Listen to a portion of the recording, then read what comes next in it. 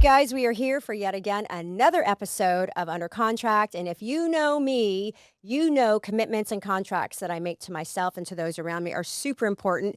And one contract that I make inevitably every day of my life is in the health and wellness space. And if you've been following me for a while, you know I've been on a health journey. And anything that I come across that I feel like has changed my life tremendously, I don't gatekeep about it. I share about it. And today's guest is going to be we're going to be talking about a space that all of you are privy to. And if you haven't been privy to it, you will be privy to it. And it's the peptide craze. It's the peptide space. Oh my gosh, who isn't selling peptides? Who doesn't have a code for peptides? But the thing about this peptide space that a lot of people on TikTok, social media, Instagram, whatever it is, they're influencers, they're fitness coaches. Granted, they look great, they probably have a platform, but they are not backed by science. They are not medical doctors. They are not research scientists in this space. So I decided to bring on a guest that will not only check all those boxes. He's a medical doctor. He's a research scientist. He's in research and development in the peptide space because I want to talk about these things so that you get the correct information about peptides, what they're all about. I can tell you firsthand, it's changed my life. You know my journey, breast implant illness, mold exposure.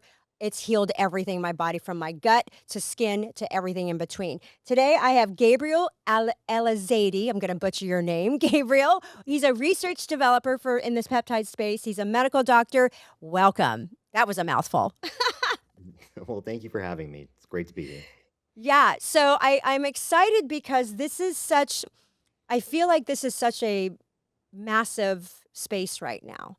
And the crazy thing about it, Gabriel, is peptides have been around for a while, right? So it's just like all of a sudden, everybody and their sister is doing the Wolverine stack. And for those of us who don't know what that is, we can further discuss that.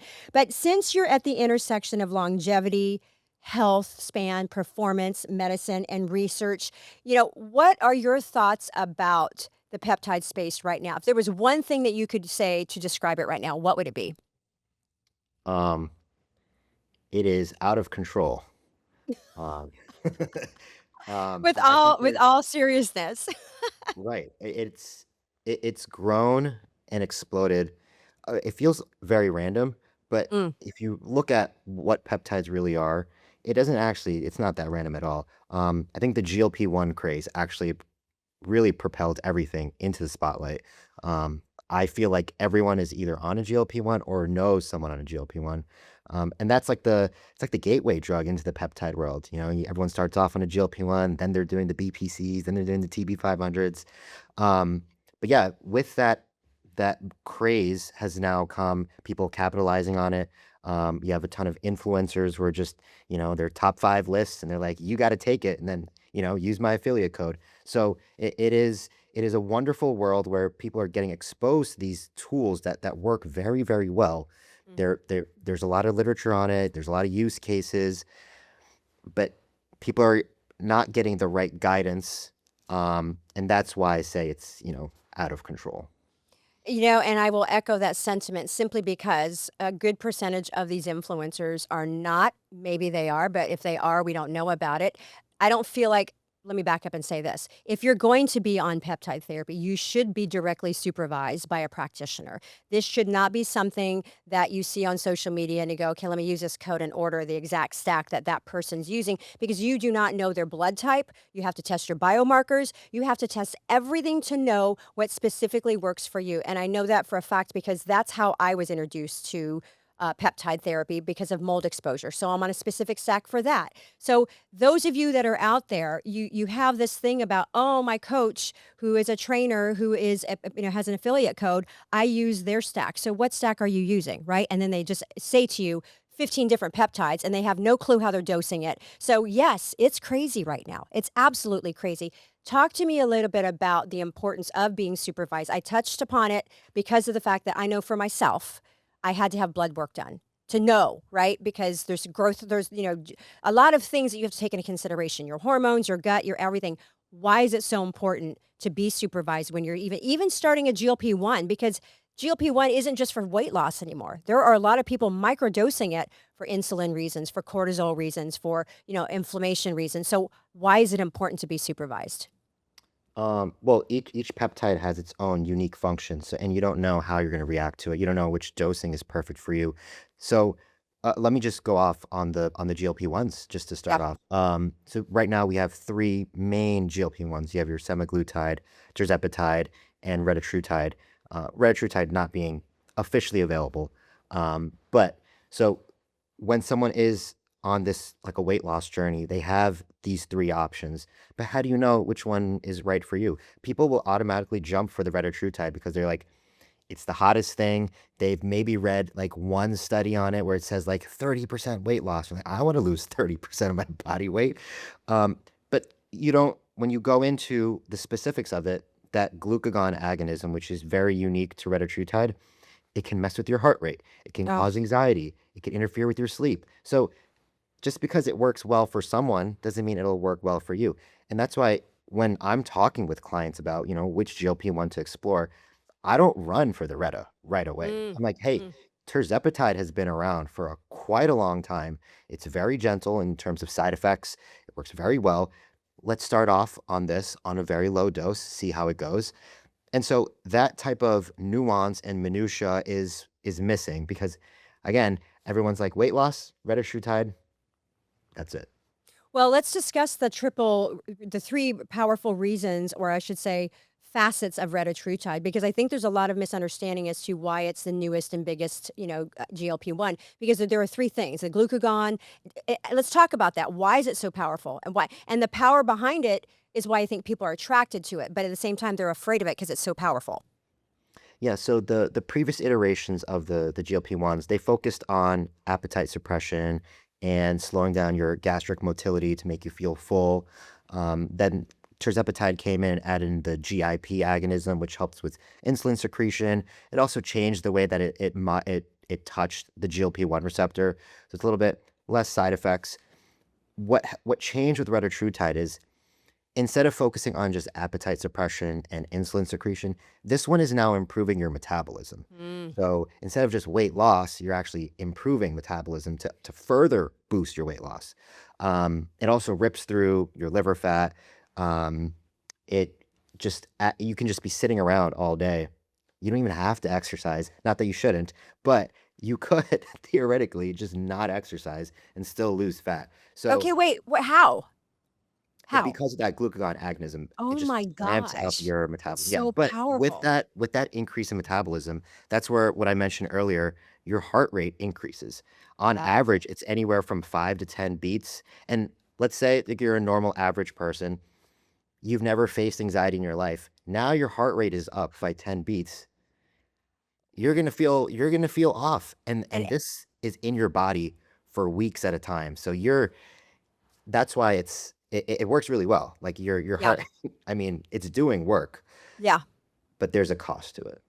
So that is so key because again, you guys, you have to be supervised when doing this stuff. This is not shooting in the dark. This is your body. And again, sourcing is a whole different thing, right? So that you got to factor that in. So do you feel like with this peptide therapy breakthrough that we've been, that seems to be just sudden, but it's really been here for a while, do you think it's truly a breakthrough? Do you think it's something that clinically we can look at and say this is truly something all of us can, wrap our head around, or do you think it's a trend? Because again, it's been around for a while. We have, peptides in our body naturally occurring. Do you think it's here to stay?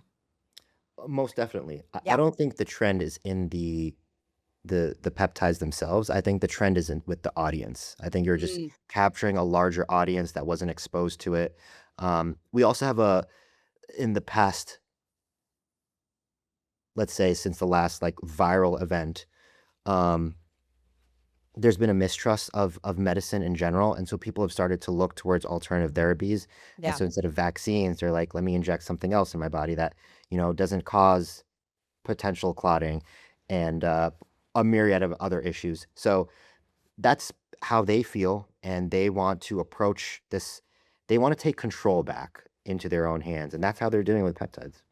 So it's interesting because I feel like a lot of high performers are really drawn to peptide therapy right now for a variety of reasons. I know, among the many peptides that my doctor has me on, she has me on very minimal back and forth between Selenk and oxytocin because with the mold exposure and the breast implant illness, it affected my cortisol levels. So my adrenals were dysregulated, right? So she has me doing that maybe once or twice a week at a small dose, and it makes a huge difference. So I feel like high performers are especially drawn to peptide therapy right now. Why do you feel that is?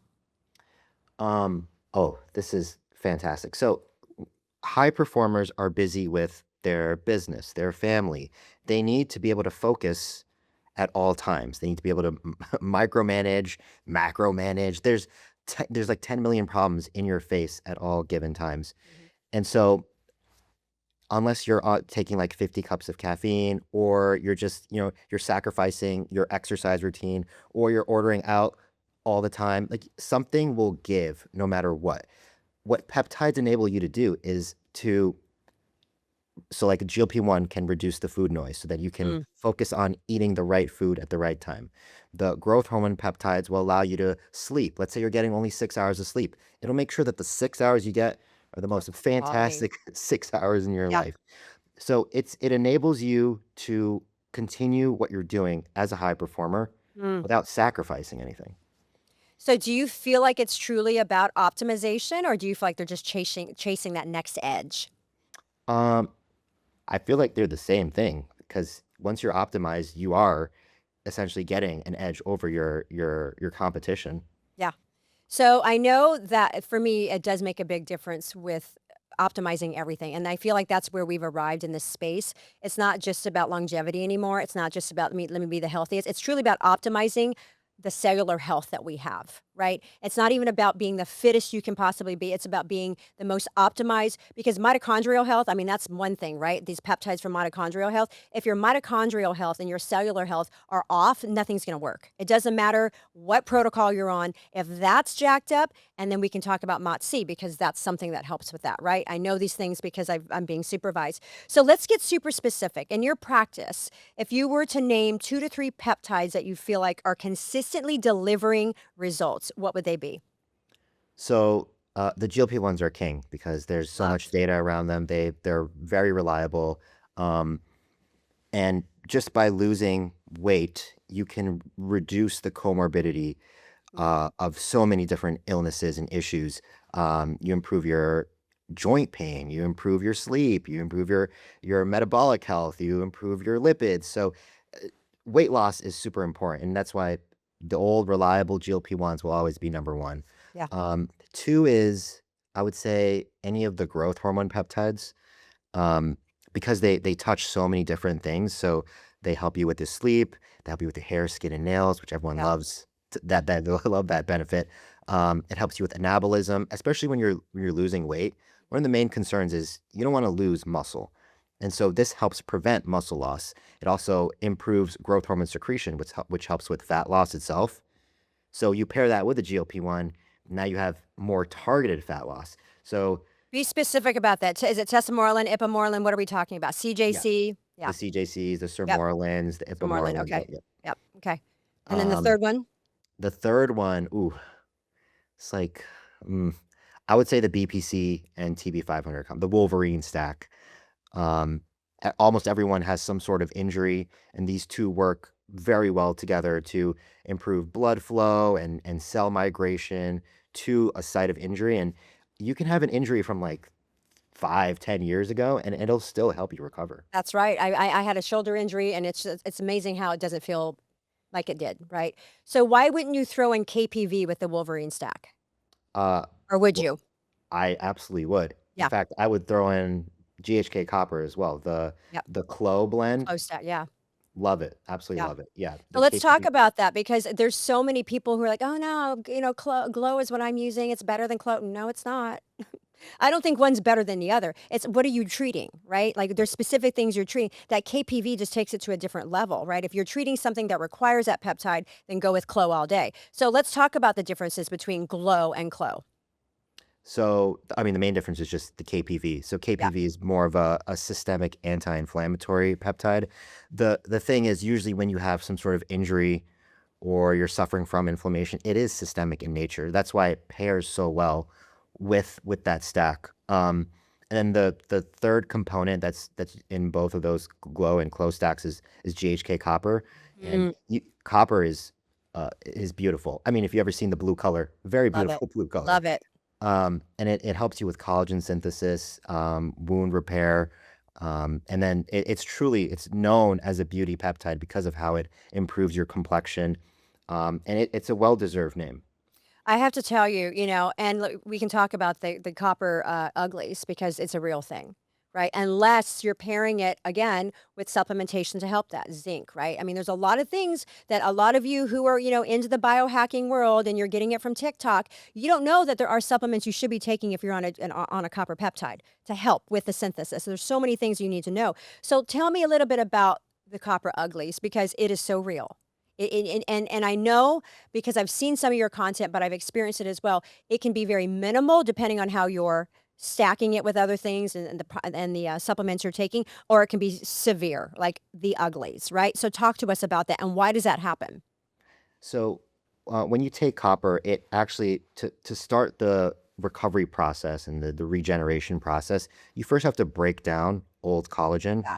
And so, what you're seeing with the uglies is you're getting the initial breakdown, but the regeneration hasn't caught up yet. So that gap in between is what is considered the uglies. But you can minimize the gap. You can start off with a low dose of GHK copper. I mean, you don't have to ramp it up to like 5 milligrams right away. You can also supplement with the growth hormone peptides, which essentially just ramp up that entire regeneration process. Right. And like you mentioned, the zincs also help with maintaining the right copper balance. I love recommending collagen peptides too. You need the building blocks to provide to make collagen again. So that helps. Vitamin C is essential for the whole collagen synthesis process. So there's definitely ways to mitigate it, but the standard mantra of go low and slow is probably Mm. like the best way to approach the copper uglies thing. S- Also, if you're taking the topical version, you're not immune from this phenomenon. So no, trust me. just be careful. Especially when you're doing topical and sub-Q. I was like, "Wait a minute, what just happened here?" This accelerated it 100%, but I was here for it because once I got through it, Yeah. holy moly, the skin glow that I had, which is why I don't wear any makeup anymore. I'm like, "Wait, what? What just happened here?" And for those of you who don't know what the copper uglies are, let me tell you what it is firsthand, and then Gabriel can tell us what it is scientifically and clinically. But literally, you go through a stage where you start the copper peptide, right? Whether you're injecting it or if it's topical. In my case, I did both. You go through a phase where your skin looks horrible. Like it looks dull. You might break out. I broke out little rashes, like little eczema or whatnot. My skin was super flaky, really dry. I had little acne, which I never have. Then once it cleared and I got through that first week or two, you guys, my skin was like a baby's butt. Well, it still is. But my point is, if you can get through the copper uglies, you're golden. And not only if you can get through the copper uglies, because let's talk about this. It does hurt a little bit. It stings when you inject it, depending on the ratio of bacteriostatic water that you've reconstituted with, or if you're injecting in the same site. Tell us about that. Why does it burn so much? Why does it feel like it's a histamine response? There's many theories as to why that happens. Mm. Some people say it's just because of the benzyl alcohol in the bacteriostatic water interacting with the GHK copper. Some people say GHK is just 3 amino acids attached to the copper, and they're not glued together. They're separating and combining, separating and combining. So when you inject it into a spot and they're moving, that can cause a little bit of irritation underneath the skin. There's many theories. Haven't figured out one reason why Yeah. it happens. It's the only thing that's reliable is that it happens. It works. It Yeah. works. There's so much going on with biohacker culture, right? With all these, and again, no judgment, no shame with those of you who are online and you've got your platform. No shame, no judgment. But there's something about the biohacker culture, and I feel like people are getting it wrong, right? What's one thing that you see online, aside from what I already think you're going to say, that makes you cringe when it comes to this space? Um, well, I actually have a very interesting take. Mm. Um, I think that, well, I mean, I think peptide selection in general is incorrect for the most part. Mm. I feel like people have come up with these grandiose ideas of what these peptides do without understanding how they work. I've So true. I've been called a MOTS-c hater, um, because I don't think that majority of people actually benefit from it. And the Mm. reason being is people take it for increased energy, fat loss, improve insulin sensitivity, and they can absolutely achieve that in the right person. The problem is everyone has it in their top 5 stack, and so they're like, "Oh, I gotta take my Retta, I gotta take my tesamorelin, I gotta take my MOTS-c." That MOTS-c does not belong in majority of people's stacks because it is a mitochondrial stressor. And so if your mitochondria are not ready to receive that stress, instead of the energy that you want, you'll get fatigue, you'll get brain fog, you'll feel lethargic, and you'll be surprised by how many people take it. They're like, "I feel great for like the first day, and then I feel like absolute crap for like the next month." And it blows my mind. Like, hey, you felt like crap on day 2, yet you still decided to go through a whole month. Keep doing Um, it. yeah. So so the biohacker culture is, I mean, if they can just understand things a little bit more with the nuance, there's a right place and right time for MOTS-c, Right. just not for most people. Again, it goes back to you should be supervised. What does your blood work tell you? If your mitochondrial health is in check, then what are we doing? Why are we dosing ourselves with something that supports that, right? And could be adverse because again, depending on the person. So, in your practice or in your experience, at what point does someone actually need peptide therapy or versus just fixing the basics, right? Their foundation. So I think peptide utilization without fixing the foundations is meaningless, Mm, useless, waste of time. Um, for example, let's say your sleep is, you should at least try. I know not everyone has the best sleep, and you might take a peptide to improve your sleep. But if you're getting 2 or 3 hours of sleep to begin with, their peptides are not going to help you. You can try to lose as much weight as possible, but if you're not sleeping well, that weight is, I mean, you might lose weight, but it might be muscle. And you might start redistributing fat to your belly. Um, the other thing is people want to lose weight at the cost of muscle, mm. which is the strangest thing in the world. Like you you're chasing this number on the scale, and then when you reach it, your skin is all weird. You have the pancake butt. You got those big face. Um, All the you're all things. wrinkly and yeah. So Yeah. it's all of these issues that are like, hey, maybe peptides just weren't for you. Maybe if you just focused on the foundations Yeah. first, you'd have better results. Have you ever had to tell a high performer you're not ready for peptides? Oh, many times. And how did that go? They don't like to hear it, but that's why I always give them alternatives Yeah. because I know what to expect at this Yeah. point. Um, so yeah, if someone is, what I like to outline is, hey, this is what you can use right now, and this is what you can expect to use in the future. And so giving them clear goals, giving them clear outlines of what to expect, when to use things, assuages a lot of fears. Yeah.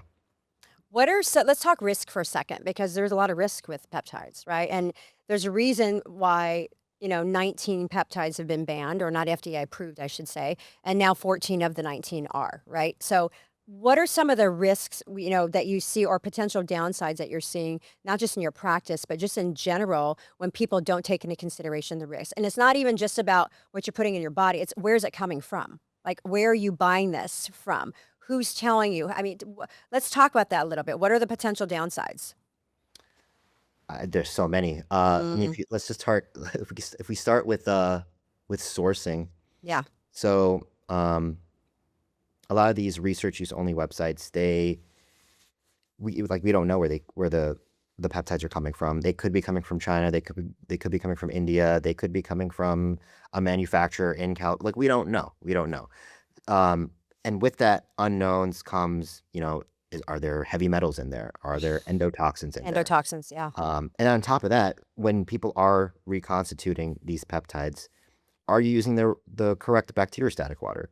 Like if you're paying a large amount of money for your peptides and then you're like, hey, I'm going to pay $3 on Amazon instead of the 10 to get the right bacteriostatic, Unbelievable. there's a mismatch there. So there's a lot, and that's where the compounding pharmacies in the future can solve these problems. They'll be reconstituted. They'll be sterile. They'll be checked. All the compounding pharmacies have to go through rigorous testing. So there will be solves for this. Yeah. The next thing would be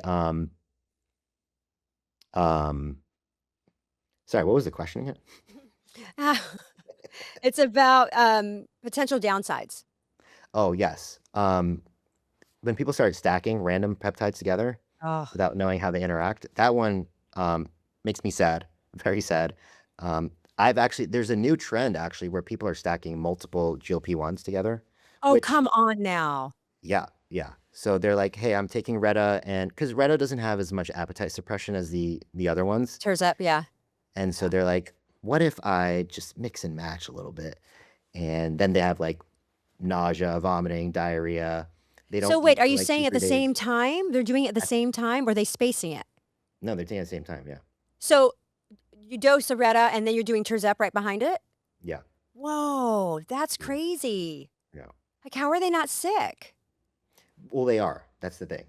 Wow, you guys. Yeah. Okay, note to self, if you're going to dose any GLP-1, stick with one. And quite honestly, when you're coming off of a GLP-1, you have to do it slowly, right? And if you're going to stop doing Retta for a while and you're going to go to Tirzep, you have to do it slowly. I know people who are dosing it every day. Like, what are we doing here, right? What are we doing here?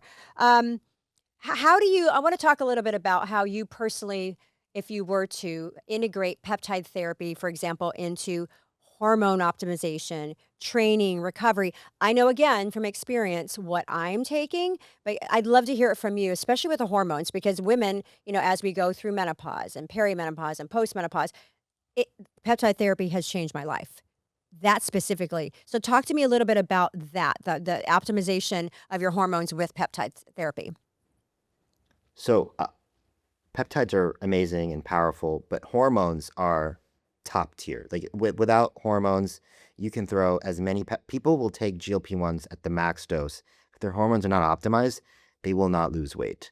Well, they'll lose the wrong weight. So especially in women, and it's not just your estrogen, it's not just your progesterone. Testosterone also plays such a huge role. So when we're talking about doing blood tests, the sex hormones are the ones that I focus on the most because Mm. if you're a man and your testosterone is low, we shouldn't be just reaching for the GLP-1. We should be reaching for some sort of enclomiphene or TRT, because that makes the peptides work better. So you can't do one without the other. Hormone therapy and hormone optimization is king. It's absolute king.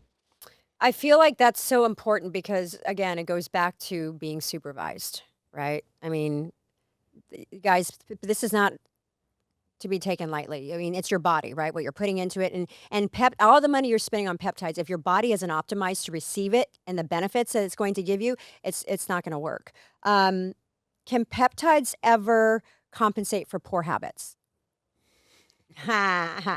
Um, can they? Yeah, Probably. Should they? No. yeah, I mean, you can absolutely, like, if you are severely obese and you have to use a GLP-1 as a crutch, can you use it as a crutch? You probably could. Yeah. yeah. It's gonna help you lose weight. But should you use it? No, because let's say you've lost the weight and now you have to take the GLP out.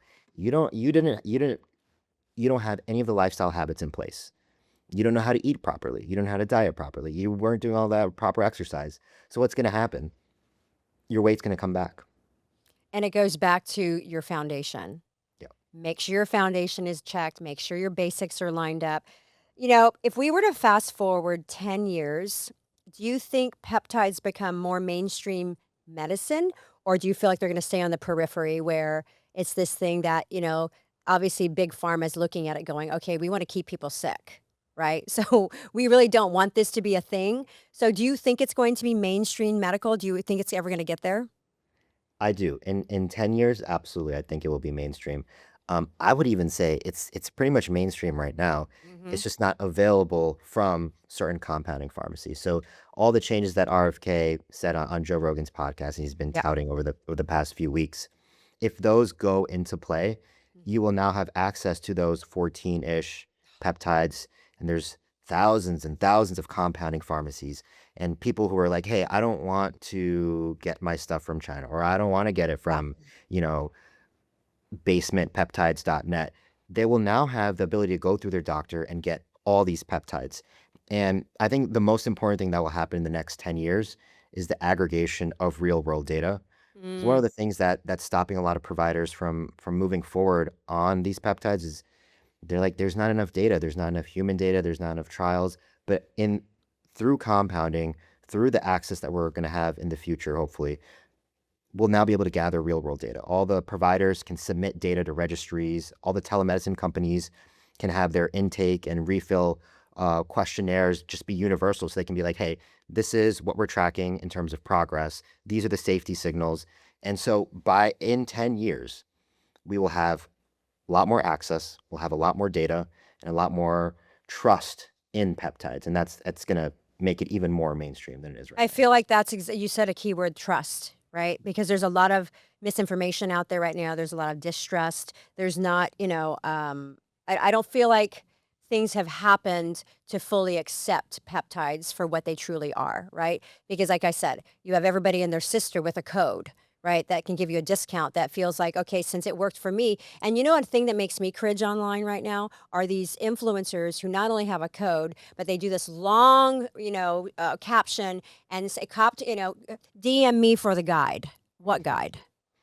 What guide, right? That's where I feel like there's so much risk involved because social media it's a blessing and a curse, right? And it disseminates information with people that have these platforms, and the person that's following them will do that, and they end up sick or they end up not. You know what I mean? So I just feel like when it does become mainstream, I feel like the things that you just shared are going to be so crucial to make it more acceptable, right? And I feel like that's kind of where we are. Two more questions before we wrap up. One, what's in your stack? Um, do you have another half hour to? That many? Wow.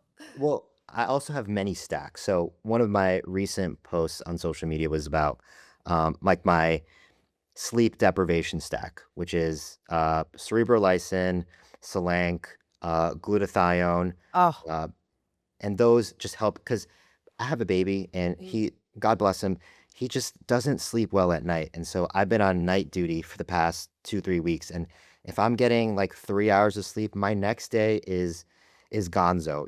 I can't hold a conversation. I I'm can't with hold you a on that. thought. Yeah.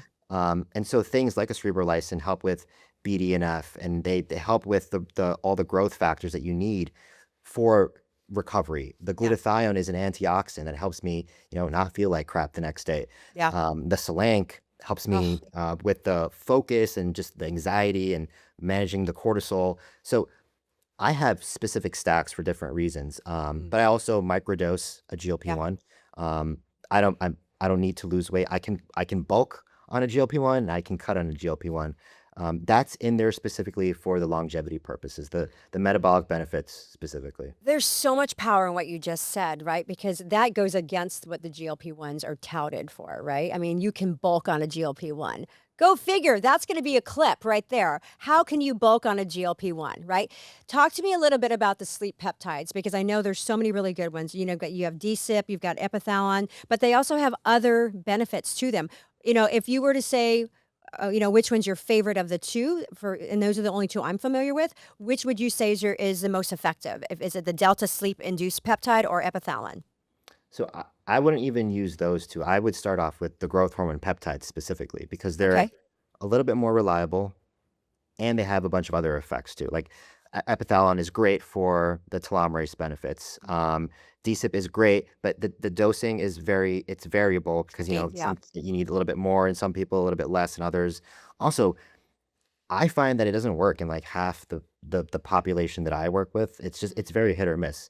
But the growth hormone peptides are reliable. They have very minimal side effects. There's some that are FDA approved, so you can get them from a compounding pharmacy too. So access there is huge. So, and that one is the CJC. Which blend is that? CJC and what? Is it with DAC or no DAC? And explain that. So I don't really like CJC 1295. I call it the Walmart version of Tesamorelin. Oh my gosh. That's a Tesamorelin clip, just Corbin. The Walmart of Tessa Moreland. And mind you, Tessa Moreland's my jam. That is my I jam right love there. Tesamorelin. Yeah. Same. Yeah. It testosterone just has a better side effect profile, clean, reliable Yeah. IGF-1 gains. Reliably helps with visceral fat.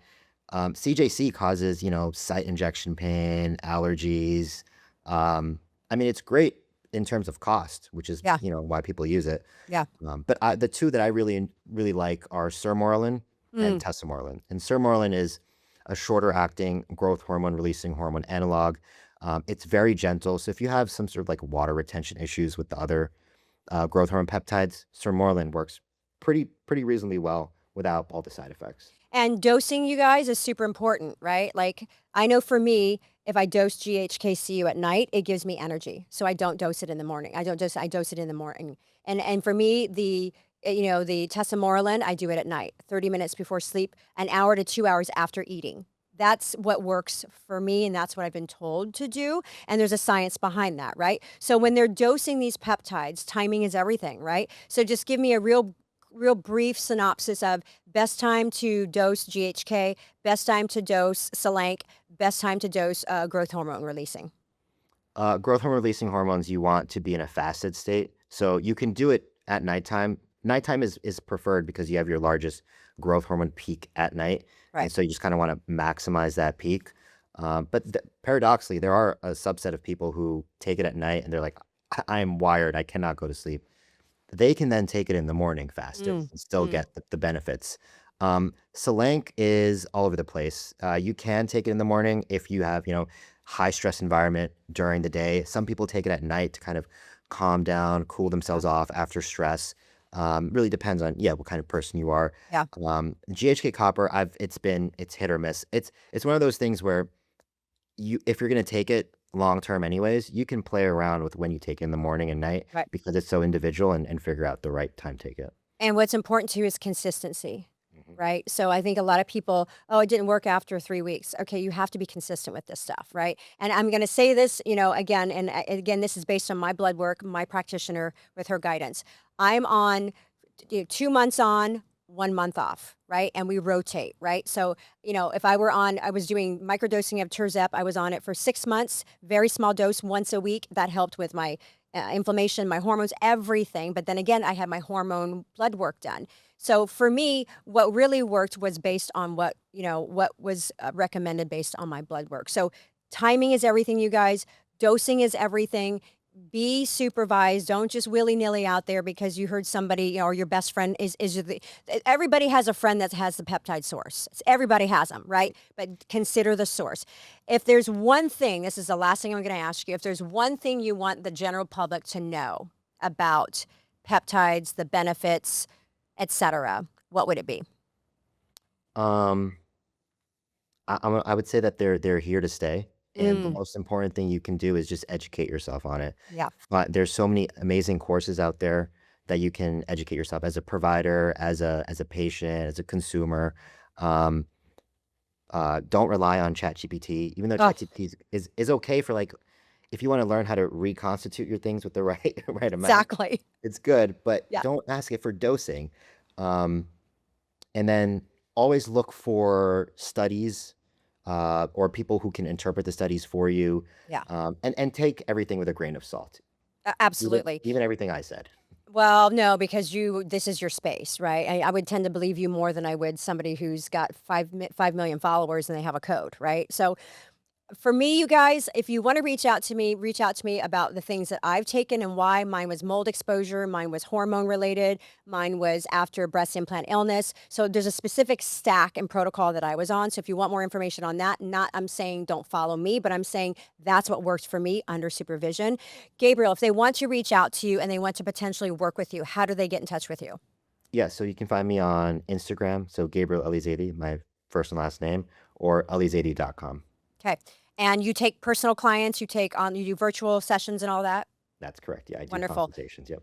Okay, guys, I could speak on peptides for hours because there's so much information out there about this space, but I feel like this was an educational opportunity for us, and I feel like we achieved that in such a short period of time. I feel like I could have you on again, Gabriel, truthfully, because I think in a month the space will change again, right? So stay tuned, guys. We might do part two on this, but if you have any questions, reach out to him directly. He's available. If you want to work with him, he's available. If you have any questions, reach out to me. As always, Take your body, take your health seriously. You have one body. We are renting it. I say that all the time. So what you consume, what you bring into it is equally as important as what's being putting out there. So if you want to optimize your health, peptides have changed my life and it has optimized everything about my life, but you have to do it with supervision. Know your source, know the pharmacy, and take everything with a grain of salt.